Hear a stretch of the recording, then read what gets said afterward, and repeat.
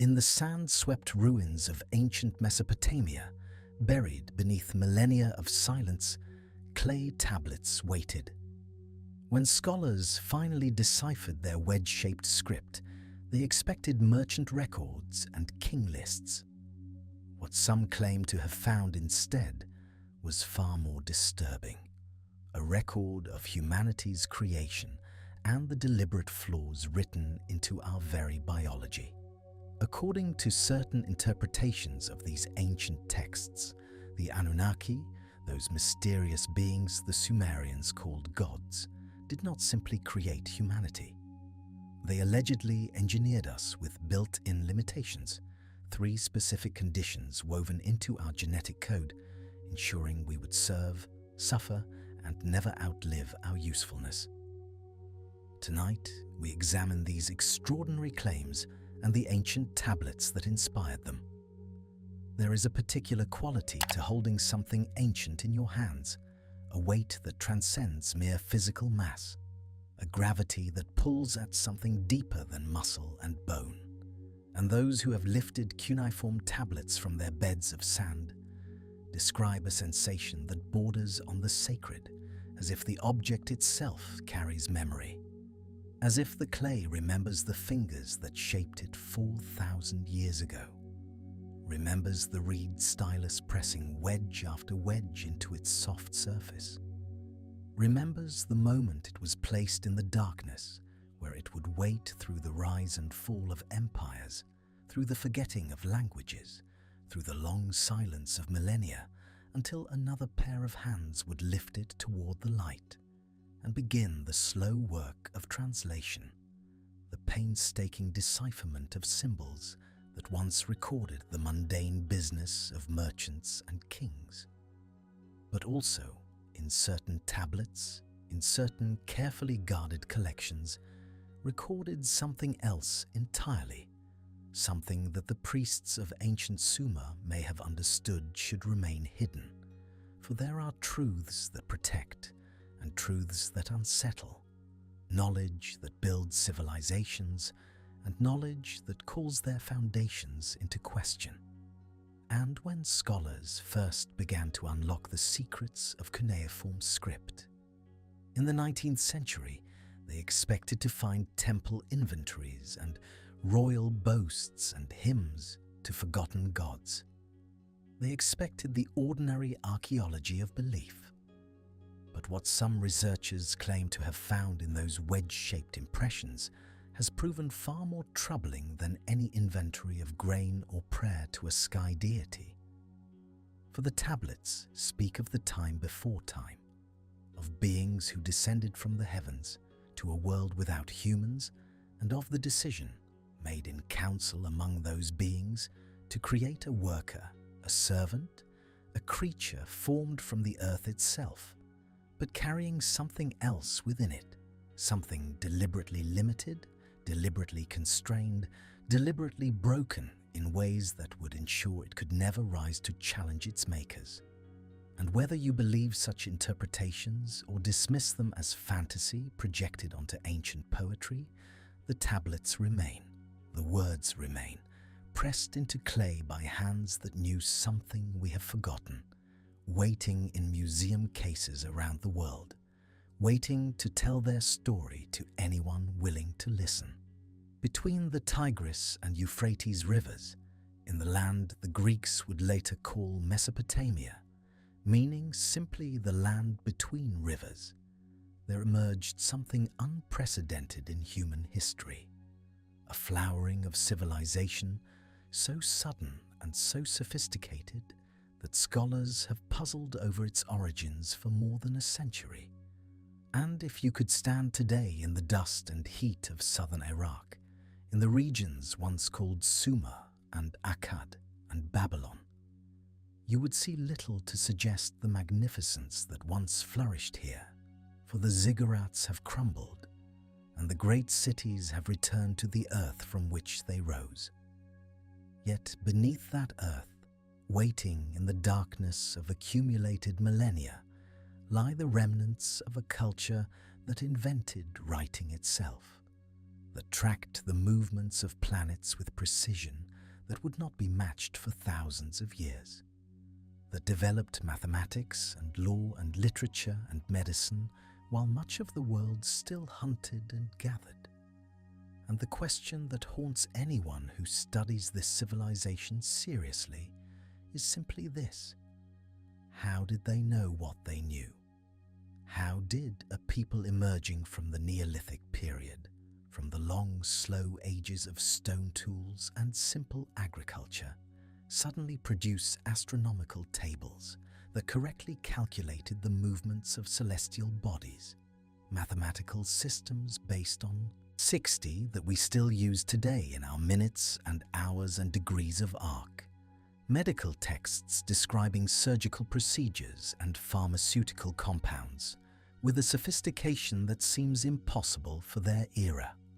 And while mainstream archaeology offers explanations involving gradual development and cultural accumulation, there are those who find such explanations insufficient, who look at the sudden emergence of Sumerian civilization and see not slow evolution, but something more like revelation, as if knowledge had been given rather than discovered, taught rather than learned.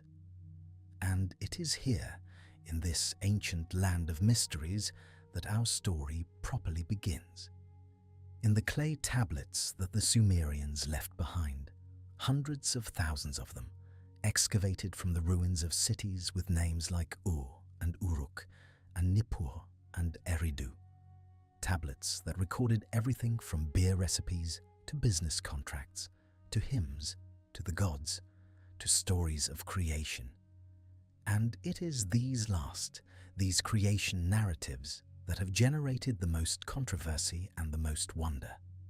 For they speak of beings who came from elsewhere, beings who shaped humanity for purposes of their own, beings the Sumerians called the Anunnaki.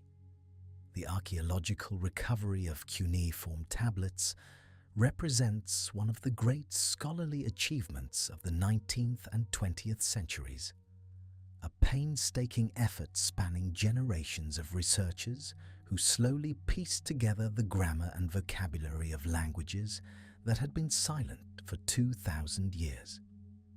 And today, we possess a library of Mesopotamian texts that dwarfs anything surviving from ancient Egypt or classical Greece, a vast archive of human thought and record-keeping that provides an unparalleled window into the ancient world. And yet, for all our progress in translation, for all the thousands of scholars who have devoted their lives to understanding these texts, there remain tablets that do not fit neatly into any category. Texts that describe things beyond the ordinary experience of farming and trading and worshipping. Texts that speak of the time before human memory, of cosmic events and divine counsels, and the deliberate creation of our species. And it is these anomalous tablets, these strange and troubling documents, that have drawn the attention of researchers working outside the mainstream. Researchers who ask questions that conventional archaeology prefers to avoid. Researchers who wonder whether the ancient Sumerians were recording not myth, but memory, not legend, but history. However strange that history might seem to modern minds, and the tablets themselves remain our primary evidence, physical objects that can be dated and authenticated, clay documents bearing the impressions of reeds held by scribes who lived 4,000 years ago. Scribes who believed they were recording truth, whatever we might think of that truth today. And among all the categories of text that have survived, administrative and literary and religious and scientific, there is one category that has generated more controversy than any other: the texts describing humanity's origins and the beings who allegedly brought us into existence. The Anunnaki appear throughout Sumerian and Akkadian literature as a collective term for the great gods. the divine assembly that governed the cosmos and determined the fates of all living things. And in the conventional understanding of Assyriology, the academic discipline devoted to studying ancient Mesopotamia, these Anunnaki were simply the Sumerian pantheon, personifications of natural forces and cosmic principles given names and personalities and family relationships, much like the gods of Greece or Rome or India. And the chief among them bore names that echo through thousands of years of religious history. Anu, the Sky Father who ruled from the heavens. Enlil, the Storm Lord who commanded the winds and decreed the fates. Enki, the Wise One who dwelt in the watery depths and held the secrets of civilization. And alongside these great gods stood dozens of lesser deities, each with their own temples and priests and festivals, a complex theological system that shaped every aspect of Sumerian life. And for most scholars, this is sufficient explanation. The Anunnaki were gods, products of human imagination seeking to explain and personify the forces of nature, and their stories were myths, sacred narratives encoding cultural values and cosmological beliefs. And yet, there exists an alternative reading of these texts, a controversial interpretation that gained popular attention through the work of researchers who approached the Sumerian records not as mythology, but as garbled history, not as fantasy, but as the distant memory of actual events.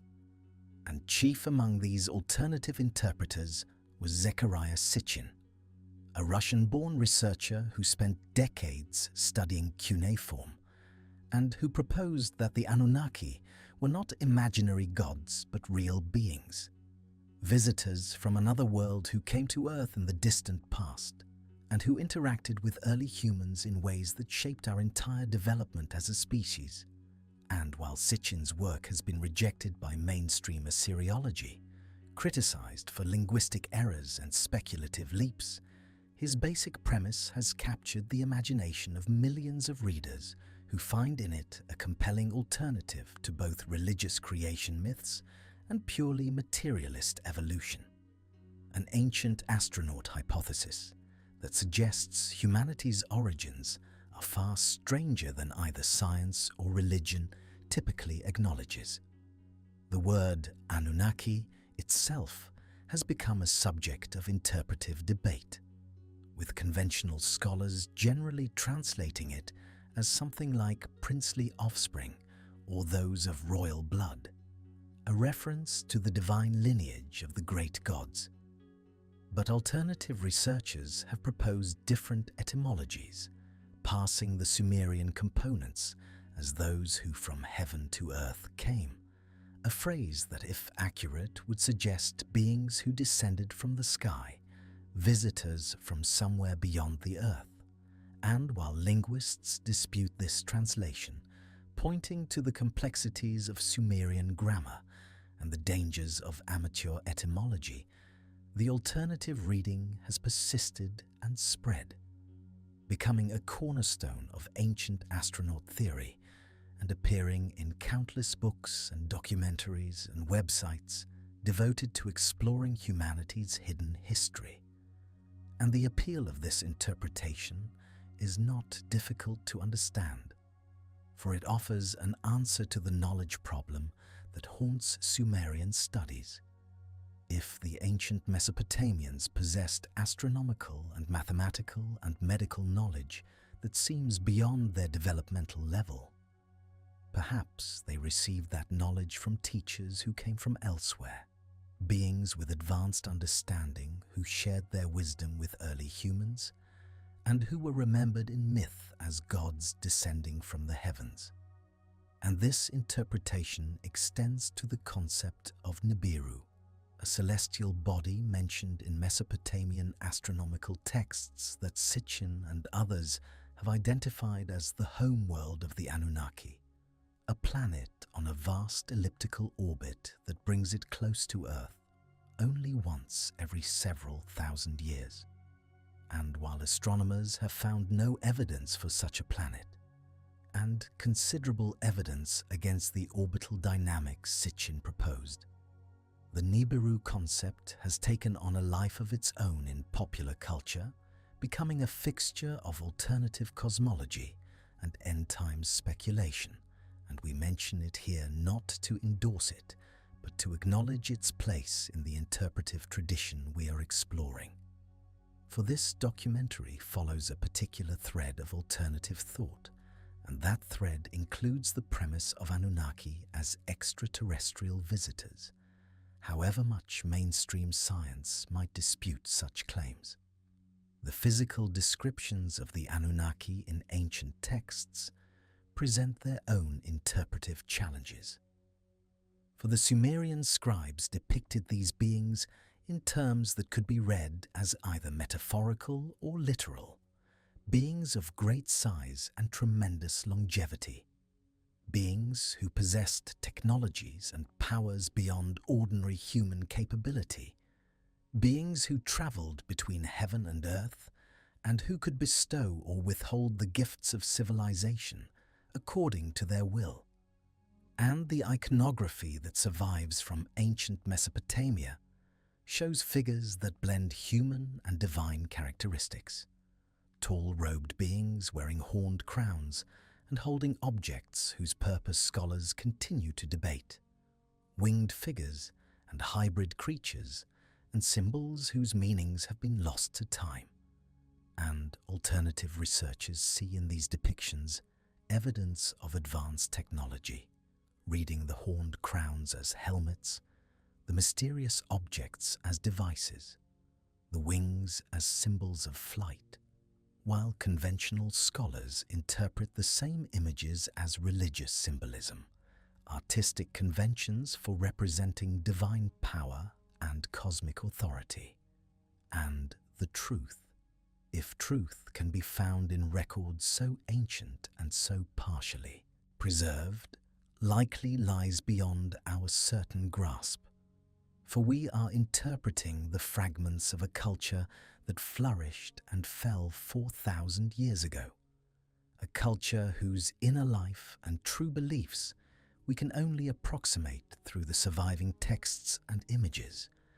And yet the alternative interpretation persists because it offers something that conventional explanations do not: a sense that our origins are grander and stranger than mundane history suggests, that humanity is connected to a larger cosmic story, and whether that sense reflects actual truth or deep psychological need, it has drawn countless researchers to study these ancient texts in search of answers to questions that mainstream scholarship does not even ask.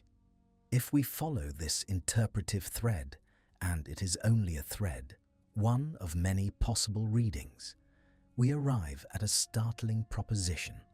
For according to these alternative theorists, the Anunnaki did not merely observe humanity from a distance or visit occasionally to impart wisdom.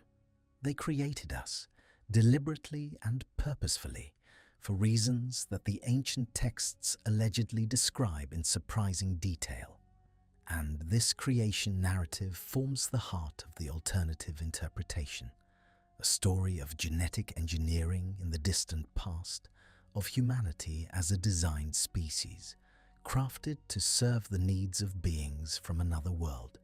The Atrahasis epic stands as one of the most important Akkadian texts for understanding ancient Mesopotamian beliefs about human origins, a lengthy narrative poem preserved on clay tablets dating to around 1700 BCE, though probably reflecting older oral traditions, and this epic tells a story that begins before humans existed, when the great gods had divided the cosmos among themselves, with Anu taking the heavens, and Enlil taking the earth, and Enki taking the watery depths. And in those early days, the lesser gods, the Igigi, were compelled to labor endlessly, digging canals and building temples and maintaining the infrastructure of divine civilization.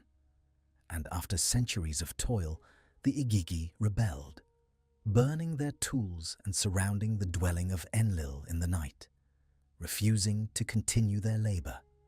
And in the crisis that followed, the great gods held council to determine what should be done.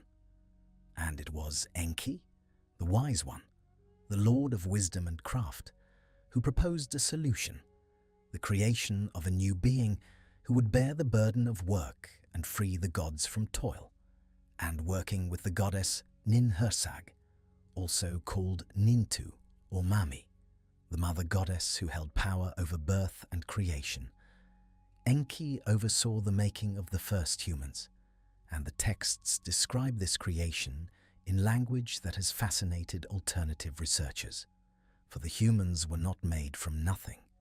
They were made from a combination of materials, clay mixed with divine essence, earth combined with the blood of a sacrificed god, a blending of the terrestrial and the celestial that produced a new kind of being.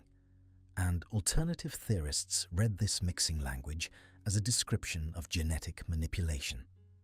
The combination of Anunnaki DNA with the genetic material of an existing earthly primate, producing a hybrid creature that would become humanity. The term that some texts use for these first humans translates roughly as mixed worker or primitive laborer, the Lulu Amalu, a being created specifically to serve, to dig and carry and build and maintain, freeing the gods from the necessity of physical toil. And alternative researchers emphasize this aspect of the creation narrative, the utilitarian purpose behind humanity's existence. For if the texts are read literally rather than mythologically, they suggest that we were designed as a workforce, engineered to perform tasks that our creators did not wish to perform themselves.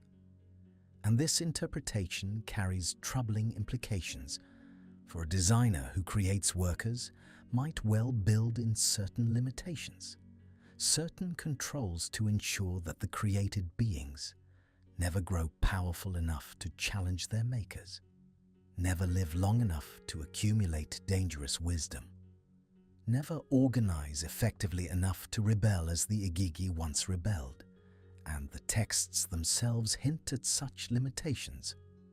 For they describe not a single successful creation, but multiple attempts, beings made with various defects before the final design was perfected, creatures who could not reproduce, creatures who suffered from ailments, creatures whose form was wrong in various ways.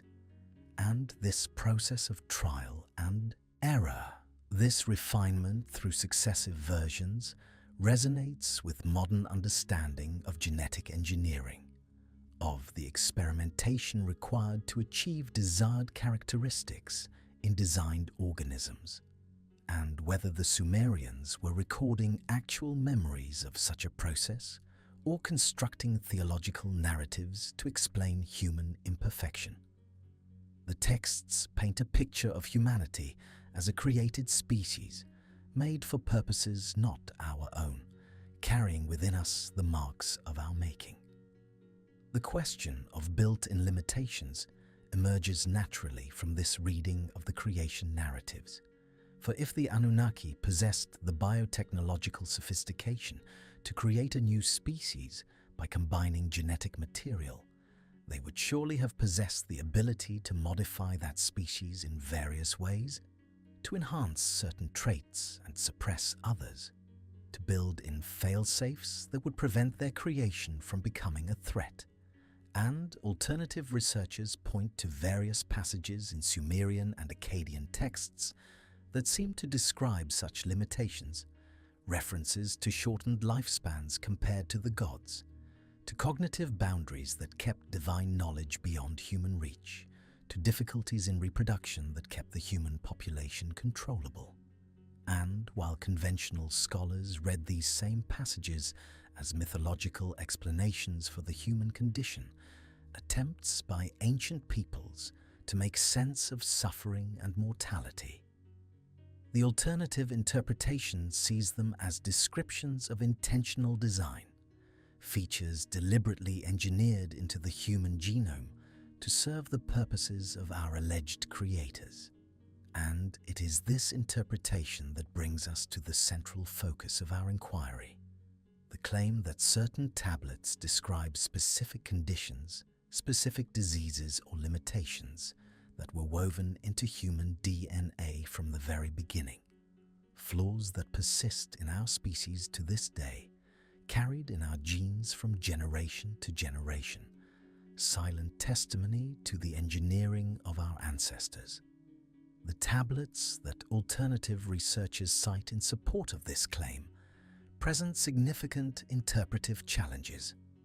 For cuneiform texts do not yield their meanings easily, and passages that one translator renders as descriptions of engineered disease, another might read as references to divine punishment or natural suffering or metaphorical curse, and the gap between ancient Sumerian thought patterns and modern scientific concepts makes direct translation of biological ideas particularly fraught. For the Sumerians did not think in terms of DNA or genes or chromosomes. They thought in terms of divine essence and blood and fate. And to read their texts as descriptions of genetic engineering requires a leap of interpretation that mainstream scholars refuse to make. Yet alternative researchers argue that the underlying reality could have been the same, regardless of the conceptual vocabulary used to describe it. That ancient scribes recording genuine memories of genetic manipulation would naturally have used the language available to them, speaking of blood and essence and divine decree rather than nucleotides and codons. And so we approach the specific claims with appropriate caution, acknowledging that we are exploring an interpretive tradition rather than established fact, tracing a thread of alternative thought rather than presenting scientific consensus. The three conditions that alternative theorists identify as engineered limitations fall into distinct categories, each serving a different purpose in the alleged control system built into human biology. And while the specific terminology varies among researchers, the basic framework remains consistent. First, the limitation of lifespan, the progressive deterioration we call aging that leads inevitably to death, ensuring that no human could accumulate the centuries of knowledge and power that the long-lived Anunnaki possessed. Second, the limitation of cognition, the confusion and forgetfulness and difficulty in communication that prevents humanity from achieving true unity of purpose, ensuring that no collective human effort could threaten divine authority. And third, the limitation of reproduction, the difficulties and dangers of human childbirth. The genetic burdens passed from generation to generation, ensuring that the human population could be maintained at useful levels without growing beyond control. And each of these alleged engineered conditions has both textual support in alternative readings of ancient sources and biological correlates in modern genetic understanding. And in the sections that follow, we will examine each in turn, exploring the ancient references, the scientific dimensions, and the troubling questions they raise about what it means to be human. For if there is any truth to these claims, even metaphorical truth, they suggest that the struggle and suffering that characterize human existence are not accidents of evolution or punishments for sin, but features of a deliberate design, limitations woven into our very being by beings who wished to keep us limited, and whether you accept this interpretation or reject it, whether you see in it a compelling alternative history or a misreading of ancient myth. The questions it raises about human nature and human destiny deserve contemplation, for they touch on the deepest mysteries of who we are and why we suffer. and what, if anything, we might do to transcend the boundaries of our condition.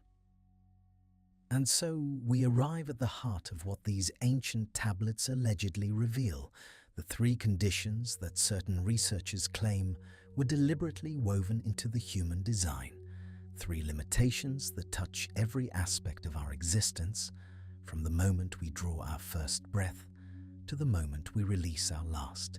And the first of these, perhaps the most universal and inescapable, concerns the boundaries of time itself, the curious and seemingly arbitrary limit placed upon human life. For when we examine the ancient Sumerian king lists, those meticulous records of rulers who governed the cities of the plain before the Great Flood, we encounter numbers that seem impossible to modern minds, reigns measured not in decades, but in thousands of years, tens of thousands of years, figures so vast that conventional historians dismiss them as symbolic or corrupted by scribal error. Yet the scribes who recorded these numbers were the same scribes whose administrative records prove remarkably accurate in other matters. The same careful hands that tracked grain shipments and labor payments with precision, and so we must ask why these same meticulous record keepers would suddenly abandon accuracy when recording the reigns of their kings. The lists tell us that Alulim of Eridu ruled for 28,800 years, that Al-Algar, who followed him, ruled for 36,000 years, that 8 kings reigned for a total of 241,200 years before the flood waters came. And then something changed, something shifted in the very fabric of existence. For after the flood, the recorded lifespans begin to decline, still impossibly long by our standards, but diminishing generation by generation, from tens of thousands of years to mere thousands, from thousands to hundreds, until we arrive at lifespans that begin to resemble our own. And this pattern appears not only in Sumerian records, but echoes through the Hebrew scriptures as well, where the generations from Adam to Noah live for centuries, Methuselah reaching 969 years. But after the great deluge the numbers fall. Abraham lives 175 years, Moses 120 years, and by the time of the Psalms, the expected human span has contracted to 70 years, perhaps 80 with strength. A decline so consistent across multiple textual traditions that alternative researchers see not coincidence, but evidence of deliberate intervention. A gradual tightening of the biological constraints placed upon the human form. And nowhere is this longing for lost immortality more poignantly expressed than in the Epic of Gilgamesh, that ancient Mesopotamian masterpiece in which a king, 2/3 divine and 1/3 mortal, watches his beloved friend Enkidu die and is so shattered by the reality of death that he embarks on a desperate quest for eternal life, crossing waters of death to reach Utnapishtim, the one mortal granted immortality by the gods. And there Gilgamesh learns of a plant growing at the bottom of the sea, a thorny plant that can restore youth to the aged. He dives into the depths and retrieves it, holding in his hands the key to endless life. But on his journey home, a serpent smells the plant and steals it away, sloughing off its old skin as it disappears. And Gilgamesh is left with nothing, weeping at the cruelty of a cosmos that dangles immortality before human eyes, only to snatch it away. And alternative researchers ask us to read this story not merely as poetry, but as encoded memory, a record of the knowledge deliberately kept from humanity, the biological keys to extended life that the Anunnaki retained for themselves, while ensuring their created workers would age and die, and never accumulate enough years to become truly wise, truly dangerous, truly capable of challenging their masters. And when we turn to modern science, we find curious echoes of these ancient themes. For the mechanisms of aging are far stranger than most people realize.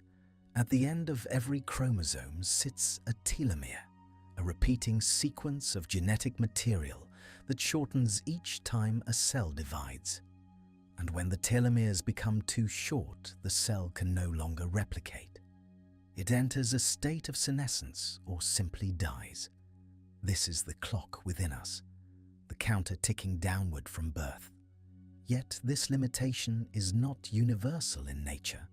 Certain species of jellyfish can reverse their aging process entirely, returning from mature form to juvenile polyp and beginning the cycle anew, effectively immortal. Certain tortoises show negligible senescence, their mortality rate remaining constant regardless of age. Certain lobsters continue growing and show no increase in mortality as they age, dying not from old age, but from external causes. And so we must ask why humanity, supposedly the pinnacle of earthly creation, supposedly made in the image of the divine, should be cursed with such a definite expiration date, when creatures far simpler than ourselves swim and crawl through centuries without decay. The genes that govern telomere length and repair are present in our genome. The cellular machinery for extended life exists within us, yet it remains largely inactive, switched off, suppressed by mechanisms that science is only beginning to understand. And alternative theorists suggest that these mechanisms are not the product of random evolution, but of deliberate design, genetic switches installed to ensure that no human worker would live long enough to accumulate the knowledge and power necessary to recognize their true situation, to organize, to resist, to rise. For consider the position of any group seeking to maintain control over a workforce. The accumulation of knowledge across a single long life represents danger. An individual who lives for centuries could master multiple disciplines, see patterns across generations, coordinate efforts that span what to shorter-lived beings would seem like ages, but a creature whose life burns out in mere decades, who must spend years simply learning to walk and speak and understand the basics of existence, who reaches physical maturity only to begin immediately declining, who grows wise only as the body fails. Such a creature poses little threat. Each generation must start anew, rediscovering what the previous generation knew, making the same mistakes, falling into the same traps, never quite building upon the past because there is never enough time. And so the first limitation reveals its terrible logic, the clock within our cells ensuring that we die before we truly learn to live. But the texts allegedly speak of a second condition engineered into human biology, one that affects not the length of our lives, but the very quality of our consciousness, the clarity of our thought, the capacity of our minds to perceive truth and coordinate with one another. And to understand this second limitation, we must examine one of the most widely known, yet least understood stories in human history, the account of the Tower of Babel. For in the book of Genesis, we read that humanity once spoke a single language and shared a single purpose, and in their unity, they began to construct a tower reaching toward the heavens, a structure so ambitious that it caught the attention of the divine. And the response to this unified human effort was not praise, but alarm. The Lord comes down to see the city and the tower that the children of men had built, and the divine assessment is telling. Behold, the people are one, and they have all one language, and this they begin to do, and now nothing will be restrained from them which they have imagined to do. This is not anger at human hubris, but something closer to concern, recognition that unified humanity poses a genuine threat, and the solution is swift and devastating. The confusion of tongues, the scattering across the earth, the shattering of human unity into 1,000 competing factions who can no longer understand one another. And, while mainstream scholarship reads this as moral fable, alternative researchers suggest a more literal interpretation, a record of deliberate intervention to limit human cognitive coherence, to ensure that we would never again achieve the dangerous clarity of unified purpose. And this theme appears in Mesopotamian sources as well, in the concept of the me, those divine decrees or powers that governed every aspect of civilization. The me for kingship, for priesthood, for truth, for descent into the underworld, for the craft of the scribe, for the understanding of the heart. These fundamental powers were not human achievements, but divine possessions, occasionally granted to favored cities or stolen by clever gods, but never fully shared with humanity, always held just out of reach. The Sumerian wisdom goddess Inanna famously tricked Enki into giving her many of the me while he was drunk, carrying them off to her city of Uruk. But even then, these remained divine forces operating through human institutions, not human capacities fully integrated into mortal minds. We are permitted to use certain powers, these texts suggest, but never to truly possess them, never to understand their full operation, never to master them as the gods themselves have mastered them. And when we examine the human condition with honest eyes, we find this limitation manifesting everywhere in our daily existence.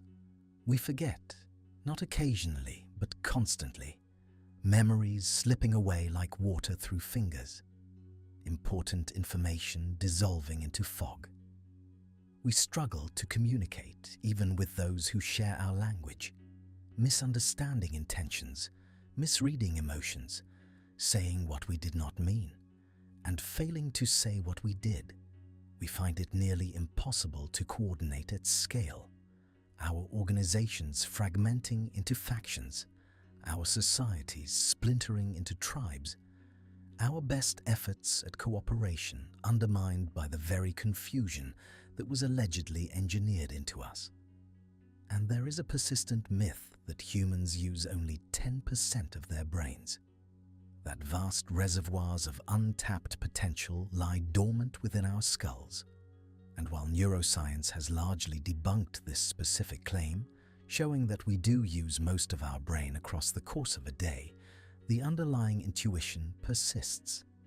The sense that we are capable of more than we achieve, that clarity lies just beyond our reach, that if we could only think a little more clearly, remember a little more reliably, communicate a little more precisely, we could accomplish wonders. Alternative researchers point to the vast stretches of human DNA once dismissed as junk, non-coding sequences whose function remains mysterious, and they ask whether some of this genetic material might represent locked potential, cognitive capacities that exist within our genome but remain switched off, suppressed, denied to us by design. And when we observe the human struggle to learn, to retain, to reason without error, to cooperate without conflict, we might well wonder whether these are simply the growing pains of a young species or the intentional limitations of a created worker class, kept just intelligent enough to follow instructions and perform complex tasks, but never quite intelligent enough to perceive the full nature of their situation, to see clearly the bars of their cage, to think their way to freedom. And so the second limitation joins the first, a workforce that dies before it can accumulate dangerous wisdom, trapped within minds that cannot quite achieve the clarity necessary to recognize and resist its condition. Yet, according to these alternative interpretations, one final limitation was written into the human code, perhaps the most intimate and troubling of all, for it touches not merely how long we live or how clearly we think, but how we bring new life into the world, the very process by which we reproduce ourselves. And to understand this third alleged engineered condition, we must first acknowledge a simple biological fact that most people accept without question, but which, upon examination, reveals itself as deeply strange. Human childbirth is extraordinarily difficult and dangerous compared to virtually every other species on Earth, our closest evolutionary relatives.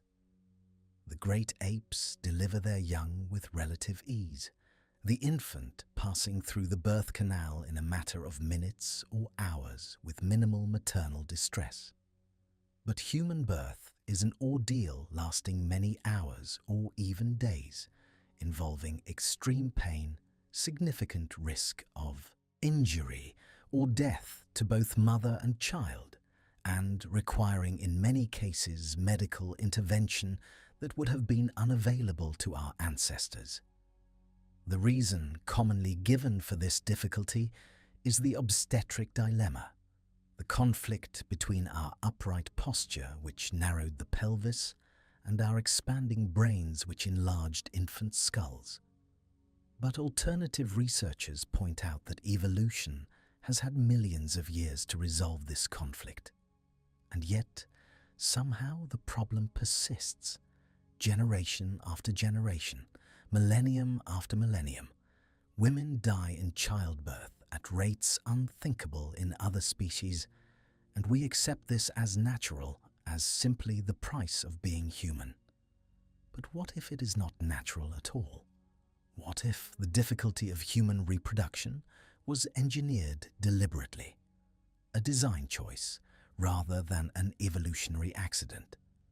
And the textual evidence for this interpretation spans multiple traditions. In Genesis, the curse upon Eve following the transgression in Eden explicitly increases the pain of childbearing. I will greatly multiply thy sorrow and thy conception. In sorrow thou shalt bring forth children. This is presented not as a natural condition, but as an imposed punishment, a deliberate worsening of what might otherwise have been. And in Mesopotamian sources, the goddess Ninhursag, the great mother, the womb goddess, plays a central role in the creation of humanity. Alongside Enki, she shapes the clay, she determines the form, she sets the parameters of human reproduction, and in some texts, she deliberately creates humans with defects before the final successful version. Beings who cannot hold urine, beings who are sterile, beings with various disabilities, as if experimenting with different limitations before settling on the final design. And what if that final design still included intentional flaws, reproductive challenges that would ensure the human population remained manageable, controllable, neither too numerous to feed nor too few to perform the required labor? Consider the logic from the perspective of those who allegedly created humanity as a workforce. You would want your workers to reproduce, of course, to generate new workers to replace those who age and die. But you would not want reproduction to be easy or pleasurable to the point of unlimited population growth. You would want built-in difficulties, natural checks, the loss of pregnancies, the death of infants, the pain that makes women hesitate before conceiving again, the diseases that pass through bloodlines, the conditions that render some individuals sterile. All of these would serve to regulate the population without requiring constant direct intervention. And when we examine the human reproductive system, we find an astonishing number of failure points. Human conception rates are remarkably low compared to many other species. Even under optimal conditions, the chance of pregnancy from any single act of intercourse is perhaps 20 to 30%. And once conceived, a significant percentage of embryos fail to implant or are spontaneously aborted, often before the woman even knows she was pregnant. And of those pregnancies that continue, further percentages end in miscarriage, stillbirth, or infant death. And those children who survive to adulthood carry within their genes the seeds of conditions that may affect their own offspring. Recessive diseases lurking in the genome, waiting for the wrong combination of alleles to manifest. Tay-Sachs, sickle cell, cystic fibrosis, Huntington's disease, thousands of conditions that pass through generations, causing suffering that natural selection should theoretically have eliminated long ago, for these conditions reduce reproductive fitness. Carriers should be selected against over time, and yet these genetic burdens persist. Some researchers explain this through mechanisms like heterozygote advantage, where carrying one copy of a harmful gene provides benefit while carrying two causes disease. But alternative theorists ask whether this explanation is sufficient for the sheer burden of genetic disease that humanity carries, whether perhaps some of these conditions were introduced rather than evolved, written into the human genome as part of the original design specifications. And then there are the autoimmune conditions, those mysterious diseases in which the body turns upon itself, attacking its own tissues as if unable to distinguish self from invader. Lupus, rheumatoid arthritis, multiple sclerosis, type 1. Diabetes, conditions that seem to represent a fundamental confusion in the biological code. The immune system that should protect instead destroying. And we might well ask how such conditions came to exist, why evolution would produce bodies that attack themselves, or whether these too might represent engineered flaws, switches that can be tripped under certain conditions to remove individuals from the reproductive pool, to introduce suffering that reminds humanity of its fragility and dependence. And so, the third limitation reveals itself, the process by which we create new life hedged about with difficulty and danger and disease, reproduction that works well enough to continue the species, but never well enough to allow us to flourish without struggle, to bring forth children without pain, to pass our genes to the next generation without also passing a burden of potential suffering. 3 limitations, then, according to these alternative readings of the ancient texts. 3 chains invisible to the naked eye, but written in every cell of every human who has ever lived. The shortened lifespan that ensures we die before we grow truly wise. The clouded consciousness that prevents us from thinking clearly enough to recognize or resist our condition. The difficult reproduction that keeps our numbers manageable and our attention bound to the endless struggle of raising the next generation of workers, or so this interpretation suggests, for we must always remember that we are exploring one reading of the ancient texts, one framework for understanding the mysteries of human biology. And as we return from this journey into the ancient past, we must ask what such a design would mean for us today, whether these limitations, if real, might somehow be addressed, or whether we are fated to carry forever the code that was written into us at our beginning.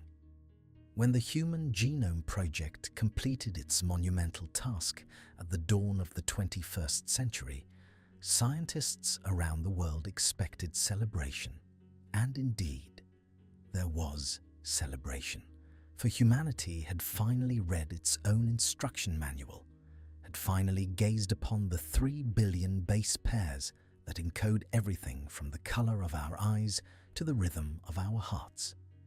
Yet alongside the celebration there was also puzzlement, a quiet confusion that has never entirely dissipated. For the genome did not reveal what many had expected. It did not present a clean blueprint of elegant design, but rather something far more mysterious, far more cluttered, far more suggestive of a history we do not fully understand. And perhaps the greatest surprise was the sheer volume of what scientists initially called junk DNA, vast stretches of genetic code that seemed to serve no purpose, that did not code for proteins, that simply sat there in the double helix like ancient artifacts whose function had been forgotten. And while researchers have since discovered that some of this non-coding DNA does serve regulatory purposes, much of it remains genuinely enigmatic, sequences that appear to have been inserted and then silenced, viral remnants and transposons, and repetitive elements that make up more than half of our genetic material, as if our genome were a palimpsest, a document written over and over again by different hands across incomprehensible spans of time. And for those who entertain the ancient astronaut hypothesis, for those who have followed the thread of Anunnaki intervention from Sumerian clay to modern laboratory, this genetic clutter raises uncomfortable questions. For if humanity were indeed engineered, would we not expect to find exactly this kind of evidence? The remnants of modification, the scars of genetic surgery, code that was inserted and then deactivated, functions that were enabled and then switched off. And while mainstream geneticists would never frame their findings in such terms, the questions linger in the space between what we know and what we can explain. Consider what we can now do with the technology known as CRISPR, a tool that allows scientists to edit genes with unprecedented precision, to cut and paste genetic sequences almost as easily as one might edit text in a document. And this technology, which seemed like science fiction merely decades ago, has already been used to modify embryos, to eliminate hereditary diseases, to enhance certain traits in laboratory animals. And if we, with our brief technological adolescence, can achieve such feats, then is it truly beyond imagination that a civilization millions of years more advanced might have accomplished far more sophisticated interventions, might have designed organisms from scratch, might have taken existing primates and modified them into something new, something capable of labor and language, and just enough intelligence to serve, but not enough to threaten.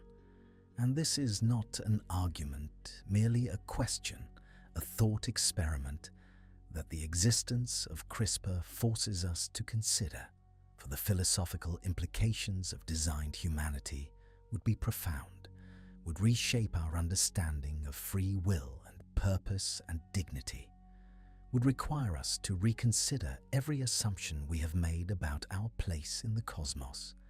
And yet the ethics of genetic modification that we debate today, the concerns about designer babies and genetic enhancement and playing God, these very debates suggest that any advanced civilization would have faced similar questions, would have had to decide what to create and what limitations to impose, what freedoms to grant and what restrictions to encode. And perhaps the Sumerian texts, if the alternative theorists are correct, record exactly those decisions, the deliberations of beings who held the power of creation and chose to use it in specific, calculated ways. The genetic evidence for human origins tells its own strange story, one that does not require ancient astronauts to be fascinating, but which contains anomalies that such theories attempt to explain.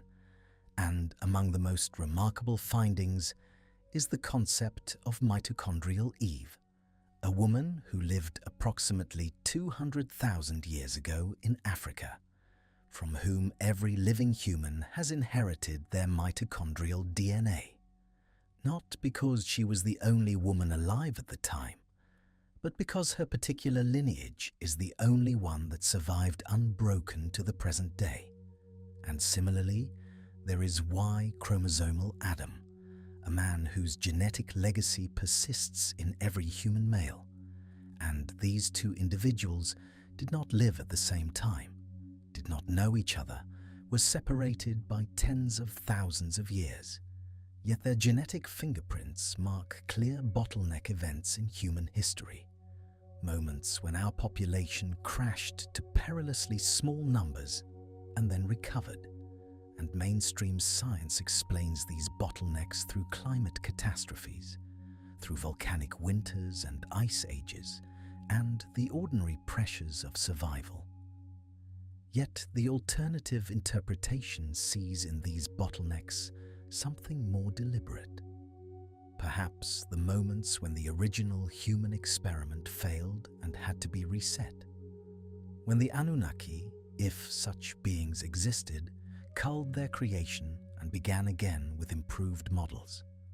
And the genetic record does show sudden appearances of new traits, rapid changes that seem to outpace ordinary evolutionary timescales. The emergence of complex language capability, the explosion of symbolic thinking, the mysterious leap that transformed clever apes into beings capable of art and mathematics and contemplation. And while science has theories for all of these developments, none of them are settled beyond question, and the mystery of human cognitive evolution remains one of the great unsolved puzzles of our species. Then there are the smaller anomalies, the genetic curiosities that mainstream science acknowledges without fully explaining, such as the mystery of Rh-negative blood, a blood type that appears in roughly 15% of the human population and whose evolutionary origin remains unclear. For Rh, negative individuals can experience severe complications when carrying Rh-positive children, a situation that would seem to select against this blood type over time, yet it persists, particularly concentrated in certain populations such as the Basque people of Spain and France, who also speak a language with no known relatives. And while there are prosaic explanations involving genetic drift and founder effects, the alternative theorists see in Rh-negative blood the remnant of a different lineage, perhaps the original Anunnaki genetic contribution, perhaps a marker of the hybrid origin that the tablets allegedly describe. And this is speculation, of course, but it is speculation prompted by genuine scientific puzzlement, by data that does not fit neatly into expected patterns, and similar mysteries surround certain genetic variants that appear suddenly in the human lineage with no clear precursors, mutations that enhanced certain capabilities but whose origin cannot be traced through the usual gradual processes. And while most geneticists would simply attribute these to the random nature of mutation and the imperfect fossil record, the alternative interpretation weaves them into a narrative of deliberate intervention, of engineering and modification, of a created species still carrying the marks of its manufacture within every cell. We must turn now to what mainstream scholarship says about all of this. For intellectual honesty demands that we present the other side of this extraordinary argument, and the truth is that Assyriologists, those academics who have devoted their careers to studying ancient Mesopotamian languages and cultures, reject almost entirely the interpretations we have been exploring. They see in the Anunnaki not extraterrestrial visitors, but a pantheon of deities similar to the gods of Greece or Rome or India. Mythological figures representing natural forces and cultural values. And they point out that the linguistic arguments made by Zecharia Sitchin and his followers contain numerous errors, mistranslations, and misunderstandings of how Sumerian and Akkadian actually work as languages. That the word Anunnaki does not mean those who from heaven came as alternative theorists claim, but rather something more like princely offspring or noble seed, a reference to the divine parentage of these gods rather than to any celestial origin. And they note that Sitchin had no formal training in ancient languages, that his translations have been systematically debunked by those who can actually read cuneiform, that the tablets he cited do not say what he claimed they said, and this criticism is substantial. It cannot simply be waved away. For if the foundational translations are wrong, then the entire edifice built upon them crumbles, and mainstream Assyriology sees in the creation myths not literal history, but the kind of mythological speculation that all ancient cultures engaged in. Attempts to explain human existence through storytelling rather than through factual reporting. The evolutionary explanations for the three conditions we have discussed are, in the mainstream view, far more parsimonious than any conspiracy of genetic engineering. For aging can be explained through the accumulation of cellular damage, through the declining force of natural selection on traits that manifest after reproductive age, through the simple thermodynamic reality that complex systems break down over time. And these explanations require no designers, no deliberate limitations, merely the ordinary workings of biology across millions of years. And similarly, the cognitive limitations that the tablets allegedly describe can be understood through the evolutionary history of the brain, the trade-offs between energy consumption and computational power. The fact that our minds evolved for survival on the African savanna, rather than for solving abstract problems or cooperating in groups of millions, and difficult childbirth results from the conflict between bipedalism and large brain size, a well-documented anatomical constraint that arose as our ancestors began walking upright while simultaneously developing bigger and bigger heads, and none of these explanations require ancient astronauts or genetic engineering. They follow naturally from the principles of evolution by natural selection, and most scientists find them entirely sufficient, see no need to invoke extraordinary hypotheses when ordinary ones will do. The burden of proof in science falls upon those making extraordinary claims, and the claim that humanity was genetically engineered by extraterrestrial beings is about as extraordinary as claims get. And so, we must ask what evidence would actually demonstrate such a thing. What findings would compel the scientific community to abandon evolutionary explanations and accept the alternative narrative? And the honest answer is that the evidence would need to be overwhelming and unambiguous. Perhaps the discovery of artificial genetic sequences that could not have arisen naturally.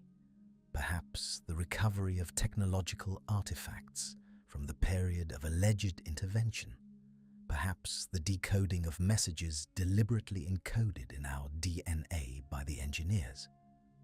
And while some alternative researchers claim to have found such evidence, the claims have not withstood rigorous scrutiny, have not been replicated by independent researchers, have not been published in peer-reviewed journals, and in the absence of such compelling evidence, science must remain skeptical, must continue to prefer natural explanations over supernatural or extraterrestrial ones. And this is not closed-mindedness, but simply the reasonable application of epistemic standards that have served humanity well in distinguishing truth from fantasy. And yet, there is something valuable in asking these questions, something important in entertaining possibilities that mainstream thought dismisses. For even if the literal claims of Anunnaki intervention are false, the myths that inspired them contain truths of another kind, metaphorical truths about the human condition, about our sense of being incomplete, about our intuition that something is wrong with us, that we are broken in some fundamental way. And this feeling is real even if its explanation in ancient astronaut terms is not. For humanity does suffer, does age and die, does struggle to think clearly and communicate across difference, does experience tremendous difficulty in reproduction. And these are genuine features of our existence that deserve contemplation regardless of their origin. And perhaps what the ancient scribes recorded was not literal history, but psychological insight, an understanding that human beings feel designed for suffering, feel limited in ways that seem almost intentional. And this intuition, whether or not it corresponds to actual engineering, tells us something profound about human self-understanding, about the way we have always sought explanations for our predicament, have always sensed that the world contains knowledge kept hidden from us, powers beyond our reach, forces that shaped us without our consent. And so we arrive at the deepest question, the one that perhaps matters more than any factual claim about tablets or genetics or ancient astronauts. And that question is simply this: does it matter? Does it change anything about how we should live if our limitations were engineered rather than evolved? If our suffering was designed rather than accidental? And upon reflection, the answer may be that it matters less than we initially suppose. For whether our mortality was imposed by Anunnaki engineers or by the blind mathematics of natural selection, we still must face it, still must make meaning within its constraints, still must love knowing we will lose, still must build knowing it will crumble. And human dignity does not depend upon our origin story, does not require that we be the pinnacle of creation or the children of gods, for dignity arises from consciousness itself, from the capacity to recognize beauty and choose kindness and contemplate our own existence. And these capacities we possess regardless of who or what made us. They are ours now, whatever their source, and no revelation about ancient engineering would change the fact that we are here, aware, capable of wonder and love and terrible cruelty and sublime creation. And this is what it means to be human, to carry these possibilities within us, to struggle against our limitations while accepting that some of them may never be transcended. Consider how humanity has already begun to answer these ancient constraints, to push back against the limitations encoded in our biology. For medical science represents nothing less than a defiance of death, an ongoing rebellion against the mortality that the tablets allegedly say was imposed upon us. And we have extended human lifespan dramatically over the past centuries, have conquered diseases that once killed millions, have developed technologies that keep hearts beating and lungs breathing long past their natural exhaustion. And while we have not yet achieved immortality, we have chipped away at mortality's dominion, have bought ourselves years and decades that our ancestors could not have imagined.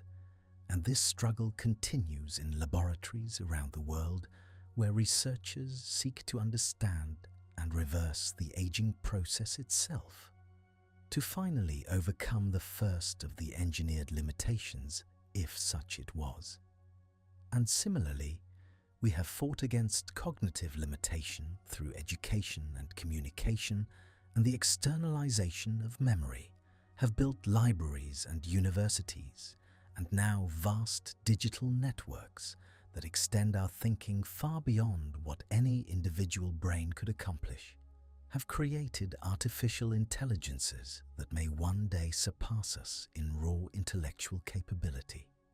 And in reproduction, we have developed technologies that bypass the difficulties engineered into our biology, that allow those who cannot conceive naturally to have children through other means, that reduce the dangers of childbirth, that detect and sometimes correct genetic abnormalities before birth.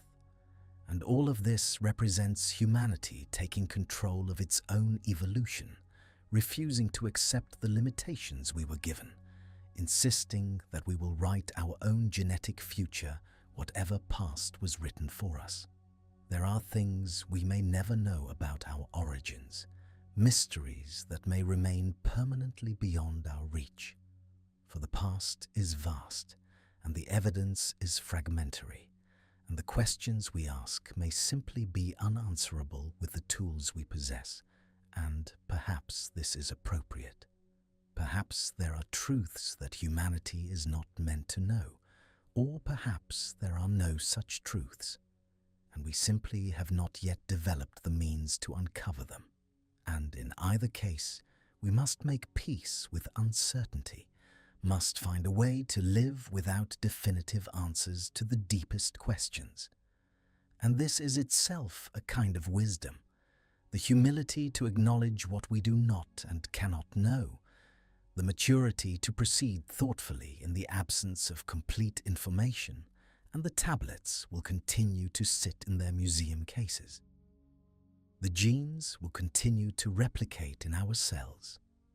The questions will continue to echo through human consciousness, and we will continue to live our brief lives, to love and struggle and wonder and die, carrying within us a code we did not write, limitations we did not choose, possibilities we are only beginning to explore. And this is the human condition. This inheritance of mystery and constraint, and nevertheless unquenchable hope.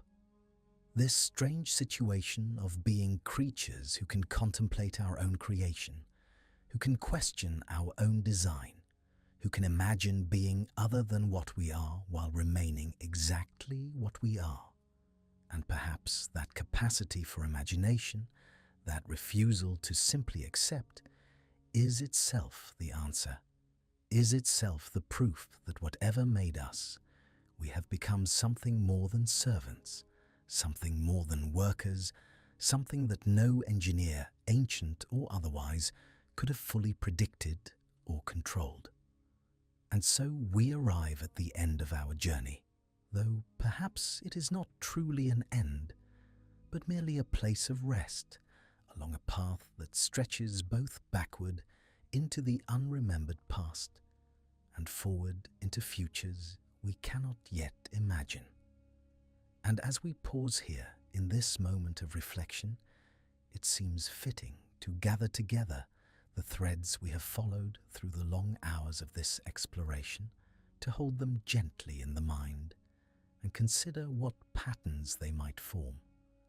For we began in the dust of Mesopotamia, in that ancient land between two rivers, where humanity first learned to press meaning into clay, where the earliest cities rose from the floodplain, and the earliest scribes developed the wedge-shaped script that would carry thought across millennia.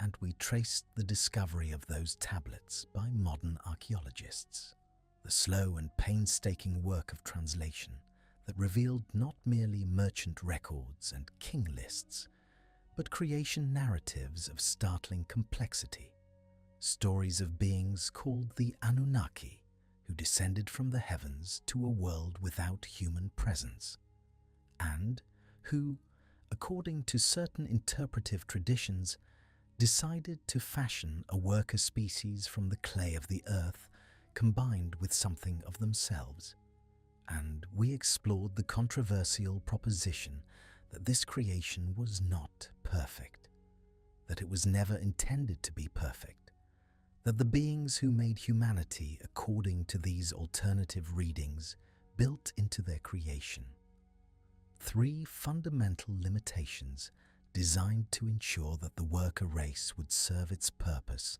without ever threatening to surpass or challenge its makers.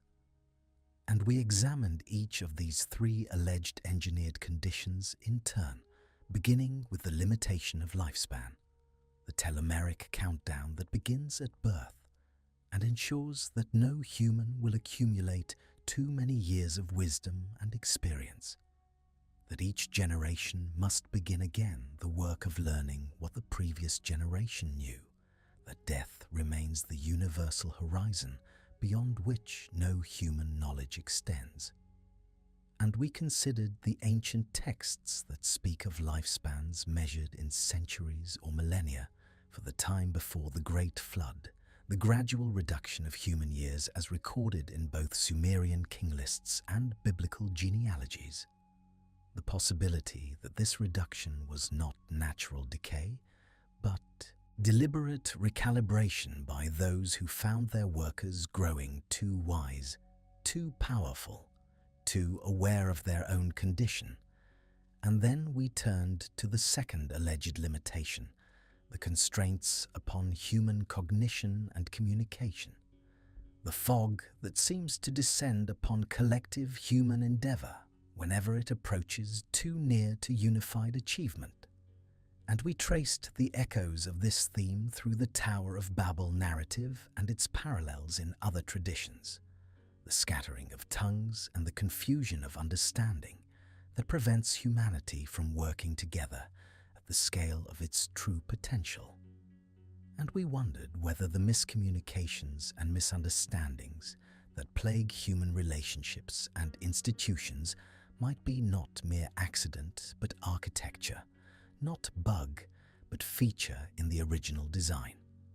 And finally, we explored the third alleged limitation, the difficulties woven into human reproduction, the pain and danger of childbirth that distinguishes humans from nearly all other species, the burden of genetic disease passed from generation to generation, the vulnerabilities that keep humanity dependent and struggling simply to perpetuate itself. And we asked whether these two might represent intentional constraints rather than evolutionary accident. Control mechanisms ensuring that the worker population would neither explode beyond usefulness nor dwindle into extinction, but would remain in that careful balance most useful to its creators.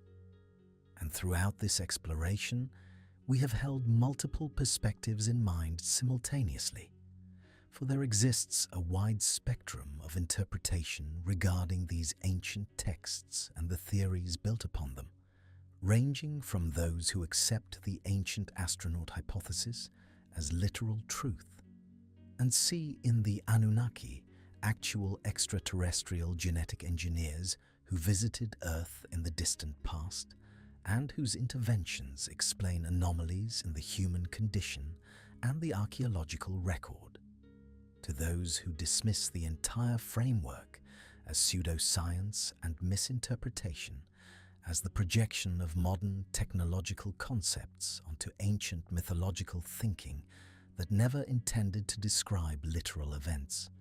And between these poles lie many intermediate positions, those who find metaphorical or psychological truth in the narratives without accepting their literal historicity, those who suspect some kernel of genuine mystery at the heart of the Sumerian accounts without committing to any particular explanation, those who value the questions more than any proposed answers, and perhaps this last position, the position of intellectual humility and sustained curiosity, is the wisest stance available to us. For the honest truth is that we do not know and may never know with certainty what the ancient Mesopotamian scribes intended to communicate.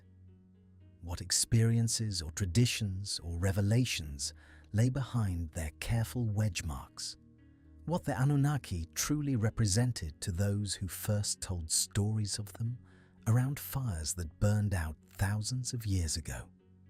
And in the absence of certainty, we are left with wonder, with questions that may have no answers but that enrich the asking, with mysteries that dignify rather than diminish the mysterious human condition.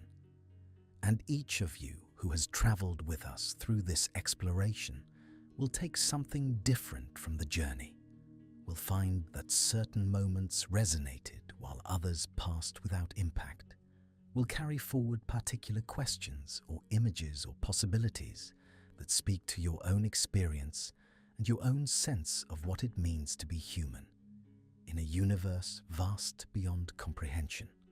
And whatever you carry forward is valid, is yours, is part of the ongoing human conversation with its own origins that began when the first conscious being looked up at the stars and wondered. But let us step back now even further, beyond the tablets and their contested meanings, beyond the specific claims about engineered disease and intentional limitation, to the larger mystery within which all these questions nest, like smaller vessels within a greater vessel, for whatever the truth of the Anunnaki narratives, whatever ancient astronauts did or did not do in the prehistory of our species, we remain what we are in this present moment. Conscious beings on a small planet orbiting an ordinary star in the outer arm of a spiral galaxy containing hundreds of billions of other stars. And our galaxy itself is merely one among hundreds of billions of galaxies in the observable universe, each containing its own hundreds of billions of stars, many of those stars hosting their own planets. And the numbers involved are so large as to be essentially meaningless to human intuition. We can write them and speak them, but we cannot truly feel them, cannot truly grasp what it would mean to counter such numbers, or to travel such distances, or to exist across such timescales. And yet, here we are, small and brief and bounded by all the limitations we have discussed, somehow capable of contemplating this immensity, somehow able to conceive of distances we will never travel, and times we will never experience, and beings we may never encounter. And this capacity for wonder, this ability to reach beyond our limits even while constrained by them, may be the most remarkable feature of human consciousness, more remarkable than any tale of extraterrestrial intervention or divine creation. For whether we were designed or evolved, engineered or accidental, we have become something that can question its own becoming, something that can imagine alternatives to its own condition, something that can look at the very stars from which, according to some narratives, its creators descended, and feel not only smallness, but also connection, kinship, belonging. For we are made of the same elements that make stars, forged in the same cosmic furnaces, expressions of the same physical laws that govern the wheeling of galaxies and the collapse of nebulae. And in this sense, we are the universe becoming aware of itself, the cosmos developing organs of perception and cognition through which it can examine its own nature. And if this sounds like mysticism rather than science, it is only because the boundary between the two grows thin at the edges of human understanding, where our instruments reach their limits and our mathematics trails into speculation, and whether our ancestors were visited by beings from another world or simply dreamed such visitors into existence out of the deep human need to understand and to belong to something larger than the brief span of a single life. We remain inheritors of an ancient questioning that connects us to every human who has ever looked up at the night sky and wondered what those lights might mean. And the Sumerian scribes who pressed their reeds into wet clay were engaged in the same essential activity that occupies us tonight. The attempt to make sense of existence, to find pattern in chaos, to preserve and transmit whatever understanding has been achieved so that those who come after might build upon it rather than beginning always from nothing. And in this sense, the tablets are bridges across time, not merely archaeological artifacts, but living communications from minds that grasped the same mysteries we grapple with, that asked the same questions we ask, that yearned for the same understanding we yearn for, and whatever they knew or believed about the Anunnaki, whatever experiences or traditions informed their creation narratives, they have given us the gift of their wondering, and that gift connects us to them across the gulf of millennia as surely as our shared DNA, as surely as our shared humanity. And now the hour grows late, and the questions we have raised will keep until morning, will keep indeed for all the mornings that remain to us and to those who come after us. For such questions do not expire, do not lose their relevance, do not cease to matter simply because they resist final answers.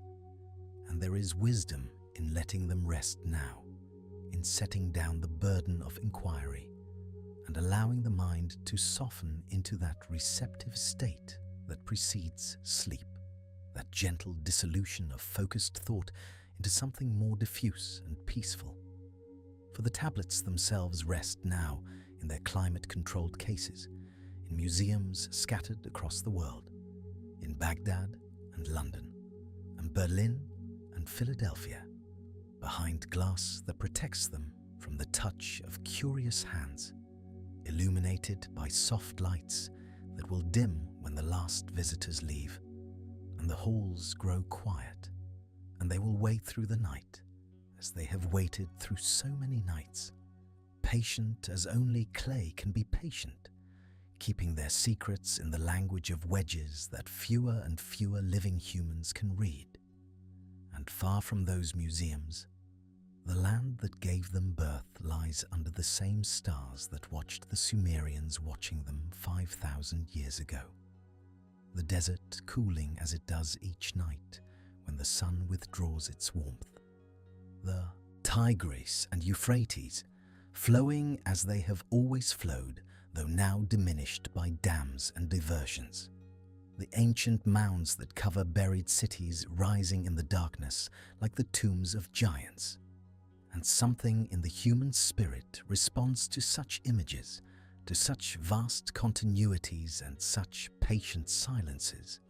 Something in us recognizes that we belong to this story even if we will never know its full meaning, that we are part of a mystery that began before us and will continue after us, and that asks nothing of us except that we witness it, that we wonder at it, that we pass along the wondering to those who come after.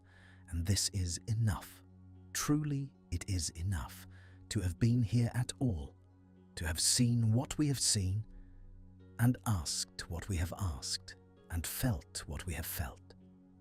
And now the questions can wait, can rest in the darkness like tablets in their cases, can hold their silence until we are ready to take them up again, and the stars turn overhead as they turned over ancient Sumer, as they will turn over whatever world our descendants inhabit long after these present concerns have been forgotten.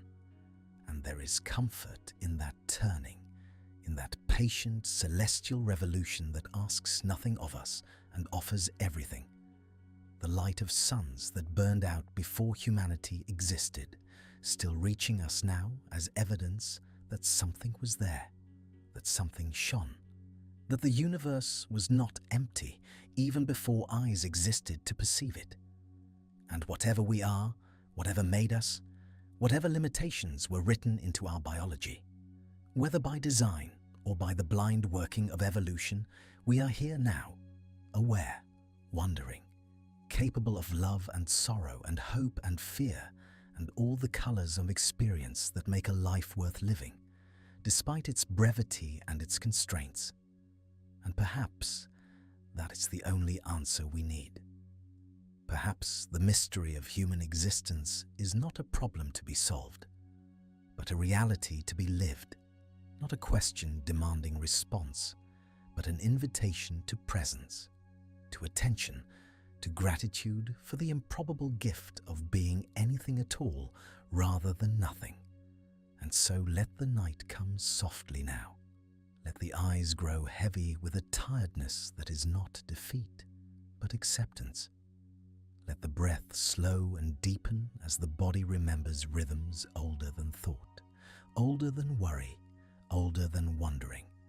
And let the questions dissolve into that darkness where all questions eventually go. Not answered, but simply released, held by something larger than the mind that asked them, kept safe until the light returns and the asking can begin again. And know that whatever you are, whatever made you, you are held in this moment by the same forces that hold the stars in their courses and the planets in their orbits and the atoms in their bonds. That you belong to this universe as surely as any galaxy or nebula or ancient Anunnaki, if such beings ever existed. And that belonging is not diminished by uncertainty, not threatened by mystery, not conditional upon having answers, but is simply given freely and forever to everything that exists. And so rest now, rest in that belonging, rest in the ancient silence that surrounds all speaking, rest in the darkness that holds all light, rest in the mystery that needs no solution, only presence, only witness, only this quiet acceptance of what is. And let the tablets keep their secrets for one more night, and let the stars keep their distances for one more turning. And let sleep come as it comes to all living things, gently, kindly, like a hand smoothing the brow of a wondering child, offering not answers, but peace, not certainty, but rest, not knowledge, but the deep and dreamless quiet that lies beneath all knowing. And perhaps that quiet is the closest we will ever come to truth. Perhaps that rest is the nearest approach to understanding. Perhaps in letting go of the questions, we finally become capable of receiving whatever answers may exist. And so let it be. Let it all simply be. The tablets and the stars, and the ancient names and the modern confusions and the briefness of life and the vastness of time and the mystery of consciousness and the gift of wondering and the peace of not needing to know. Let it all rest together in the darkness that holds all things. And let the night receive you now as it has received so many before you and will receive so many after. And let the last thought be not a question, but a gratitude, not a reaching, but a releasing, not a seeking, but a finding of that which was never lost, only overlooked, the simple, profound, ordinary miracle of being here at all, alive, aware, connected to everything that is and was and will be, held in the vast embrace of a universe that may or may not have makers, but certainly has made you, and having made you, holds you still, and will hold you always. Whatever that always may mean in the silence that follows all stories, in the peace that passes all understanding, in the rest that requires nothing but surrender, and so, and so, and so, good night.